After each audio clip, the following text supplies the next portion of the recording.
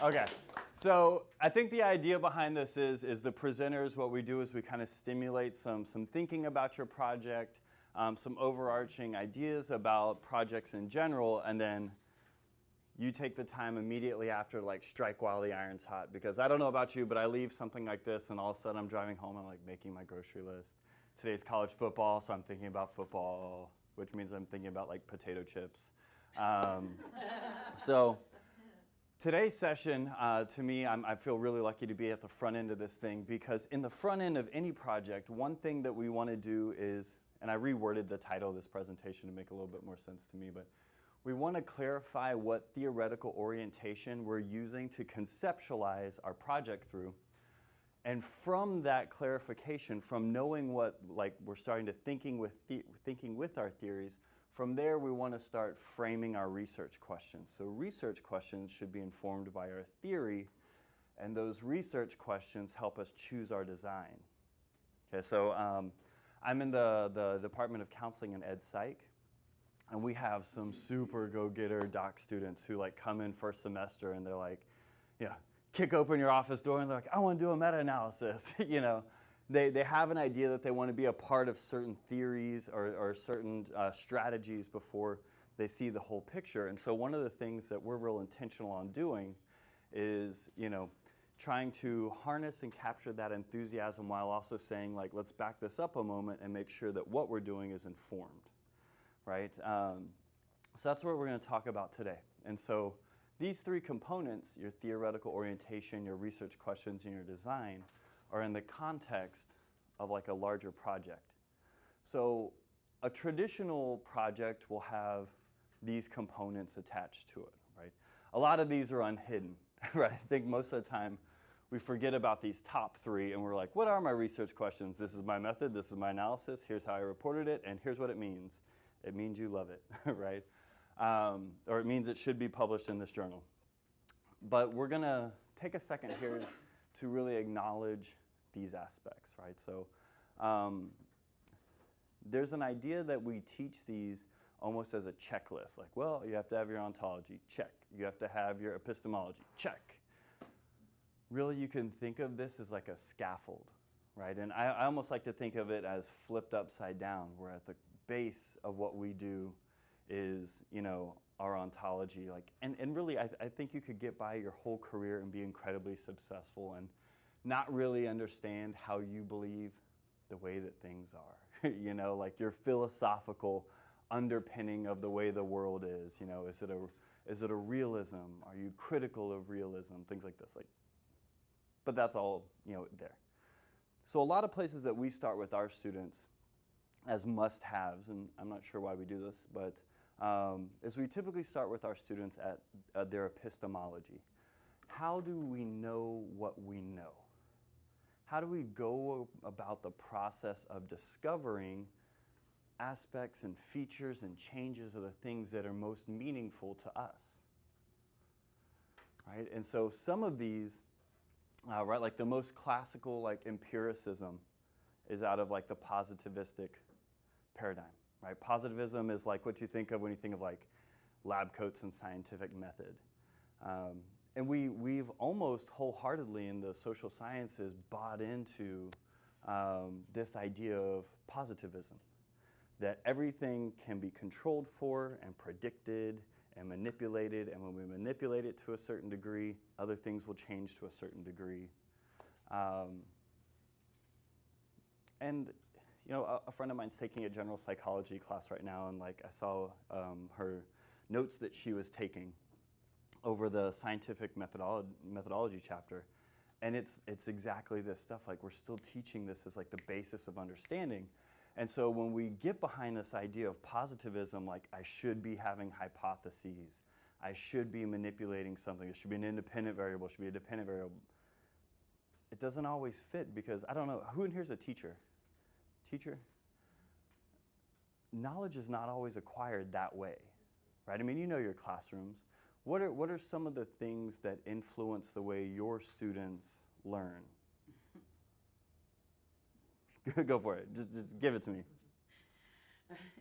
Social media. No, being able to connect to them and keep them engaged actively because they have so many social interests coming in at Yeah. them, and to be able to get them to say, put that aside. You got to be more To be interesting than able- Instagram. Right, Yeah. exactly. Okay. I've got to be Gotcha. more Yeah. interesting than Instagram. Thank you. Super challenging. Super challenging. That's- What else? What are some other things that influence the degree that your students will be able to grasp a concept or apply what you're teaching to them?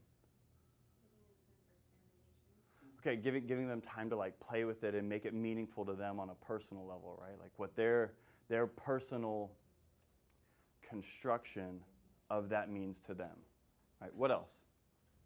Their interests, what they're interested in, if they're interested in the topic or not. If they're interested in it, it's a lot easier. Almost like person-topic fit, Yeah. right? The degree that overlaps is the degree that you're going to be successful in communicating this lesson plan or achieving the outcomes or whatever. What else?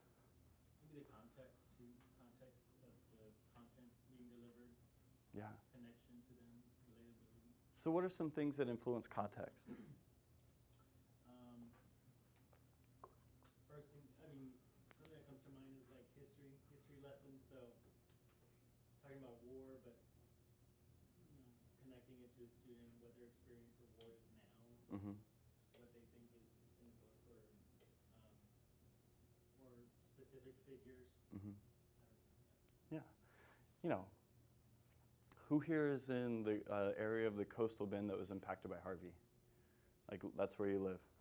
Context, the social milieu, all these other things weigh into that outcome. So if I go into this classroom and I'm like, well, I have this educational intervention, one group gets this, one group gets this, plus they get to do, they get to design their own reading list and they get to design their own learning outcomes, they get to do all this.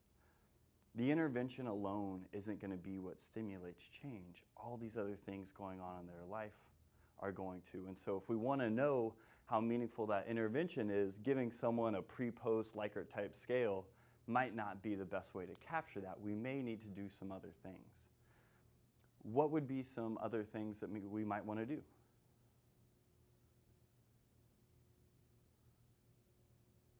What if we just ask them?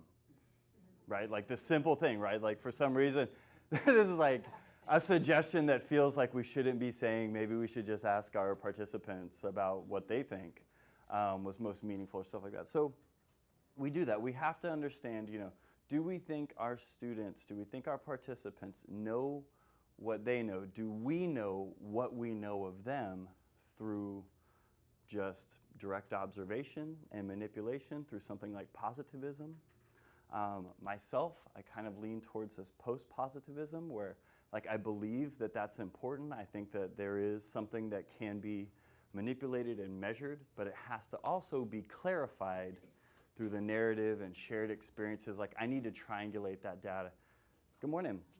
You can't just know something by looking at the outcomes of a scale, right? You almost need either other scales or you need preferably interviews and observations and all sorts of things that converge on that data to put it in that context, to make it more impactful to them and meaningful and things like this.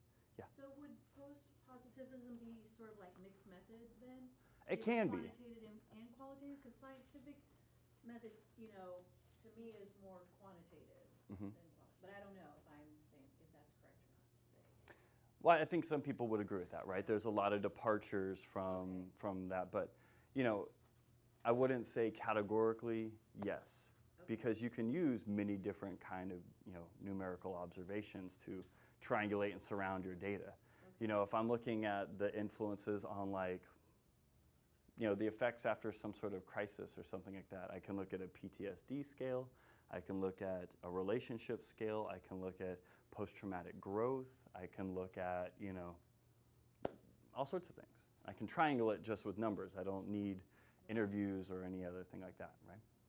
So trying to understand where your project lies within the epistemology that you believe the world works in, right? So just looking at this, anybody here think that the field they're in or the project they're a part of is this positivistic, I'm going to do this intervention, I'm going to manipulate something, and when it's over, I'll be able to directly observe it, and that's the truth. Anybody buy into that yet? Totally cool?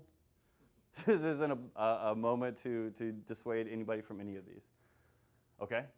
Anybody believe in this constructionism idea that your participants, you are going to personally identify what is important here, and that is your lived experience? Yeah? It's a good one. All these are great. They're all great and incredibly useful. Social construction, this idea that what's important is based on like the majority of narratives that surround something. Like, you know, we may believe we're cool, but unless other people start thinking we're cool too, we're not cool, you know? It's like the most simplistic thing. So we try to surround a particular event or an intervention with the narratives of many people, and that dominant narrative shapes the truth of how we know what we know. Anybody know that? Okay, I feel like this next one's going to get some hits. Postpositivism, this idea that yes, we can observe things, but we also need other information too, such as interviews or observations or our own, you know, weighing in our own experience, which is totally cool in projects too. Anybody buy into that one?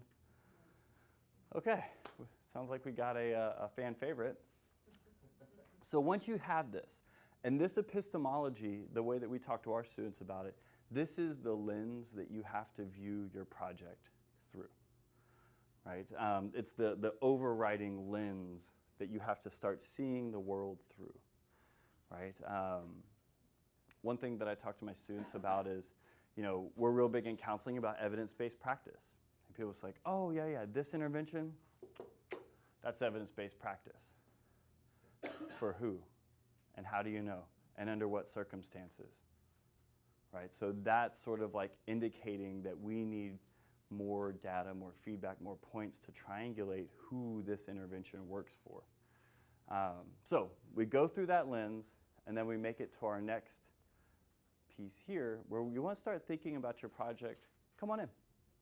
We want to start thinking about our project through the lens of a theory that informs it.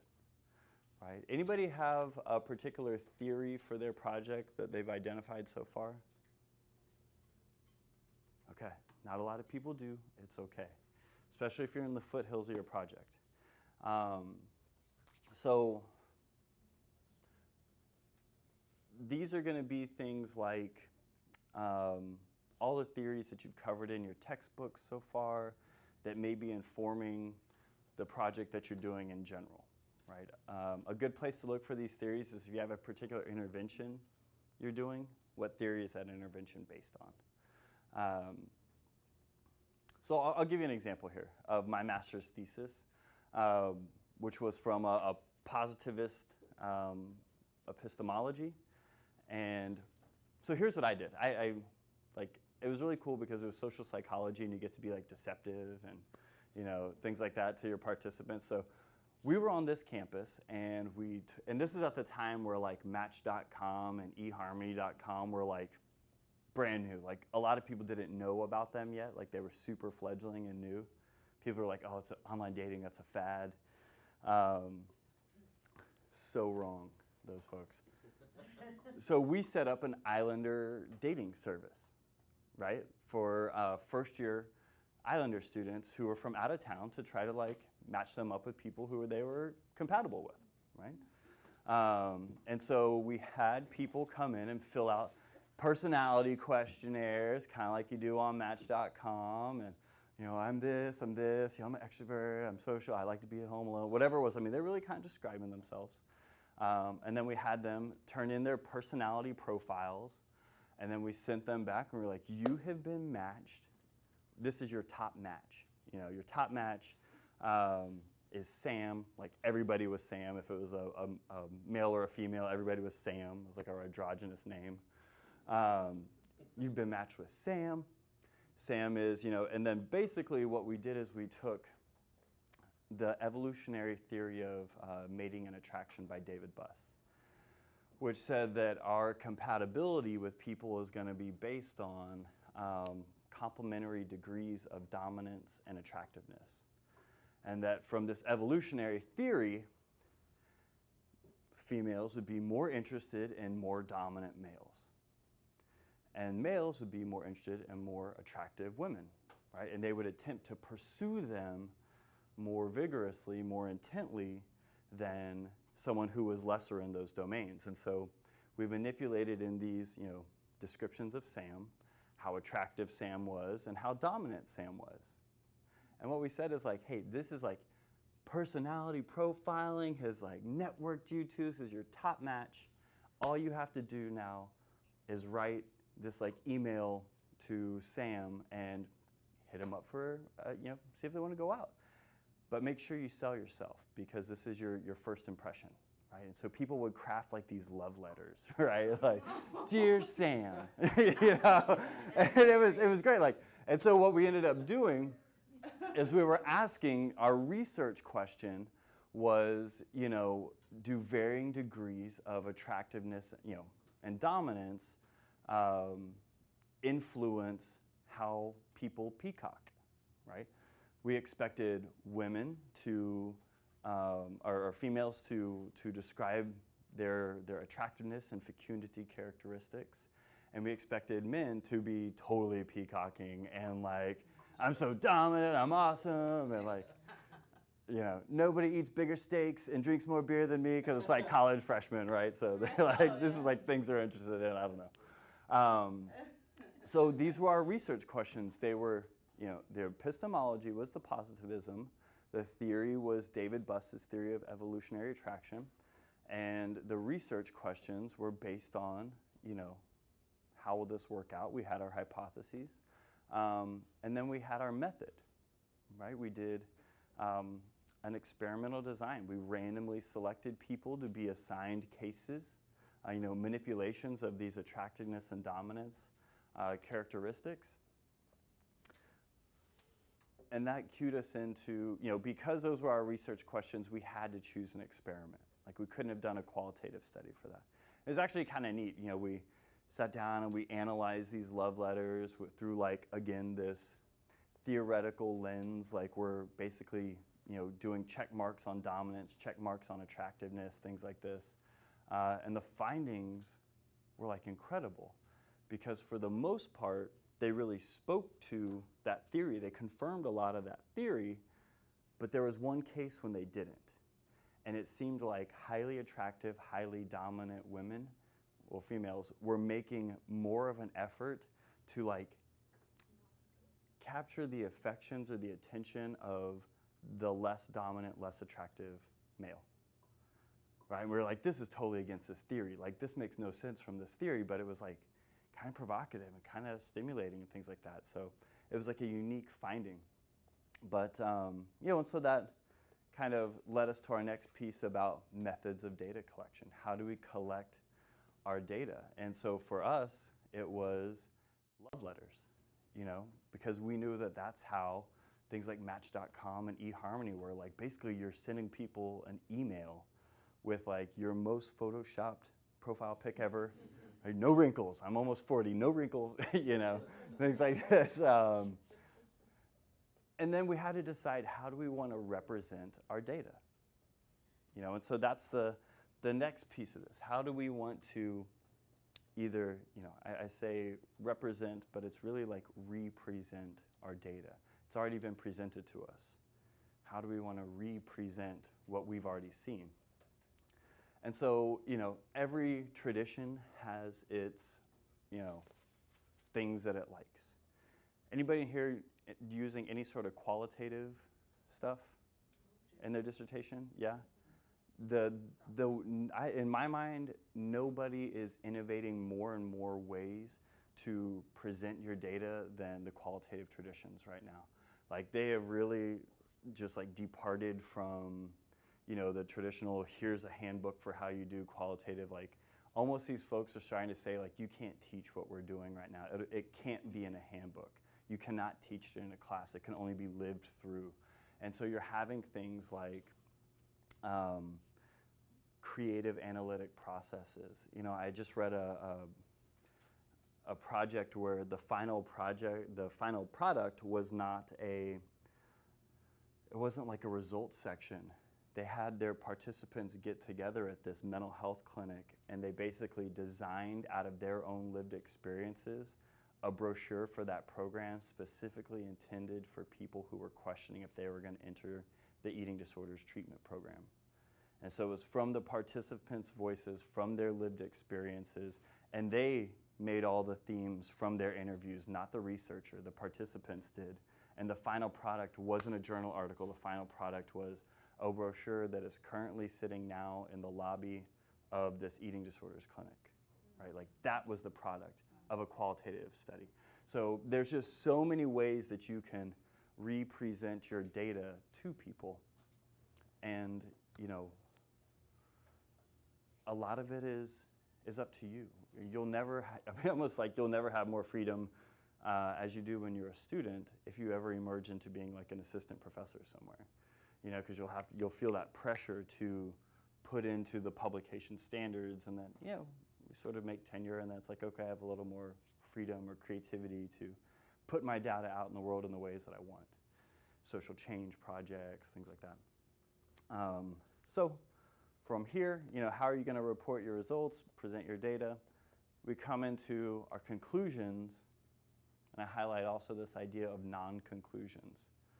Right? There's a lot of projects out there that we think we're going to find something that we do not find something. And that can be almost as important or more important than if we had found something. Right? So I have, when I work with students and we have non-significant findings, they're like bummed. Like, oh, yeah, I thought we were going to find differences. You know, for example, Agnes and I were working on a project, this meta-analysis, where we didn't find differences between participants who had, you know, from different ethnic groups, different age ranges, different parts of the country. And really what we found is, you know, to me, that's important because it means the treatment works the same for everybody. It's not like this treatment works really well for younger folks than it does for, you know, older folks or whatever it is. Like there's no differences, and that's what you want from a counseling intervention. That's what you want from a treatment. You want it to be efficacious in the broadest way that it can be. Right? So sometimes not finding something is really cool. And in the example of my thesis, one of our findings was totally different than the theory. Like we thought we were just going to confirm this theory, but because this group of highly dominant, highly, you know, self-perception dominant and attractive females pursued low attractiveness, low dominant males, unlike they pursued any other manipulation of those variables, that was like inconsistent with that theory. And so that was provocative too. So just because you don't find, you know, what you're looking for, it can still be really, really meaningful in your project. But it's up to you to make it practical and have those social implications, you know? So, okay. Again, this is really, again, like the components that we think about our projects with, at least the way that we pull them off where I work.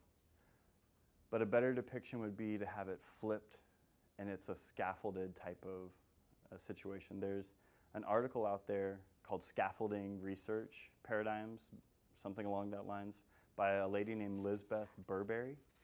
It's like a 2014 article where she really does a lot of explanation about this. It's really, really a cool article. But again, you need each one of these to inform the next step, okay? So, heavy discussion. Let's talk about your projects.